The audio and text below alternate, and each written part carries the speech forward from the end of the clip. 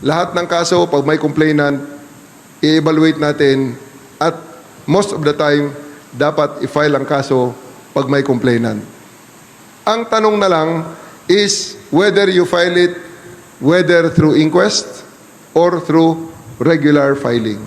Let us make sure na tama ang ating disposisyon yan.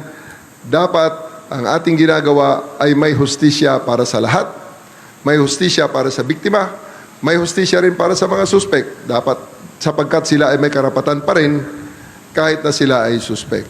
Ang ating kapulisan, hindi lang law enforcers na nandyan lang na nakikita nyo, kami po ay nandito na talagang nangangalaga ng kapayapaan, ng kaayusan at higit sa lahat ng hustisya sa ating mga pamayanan.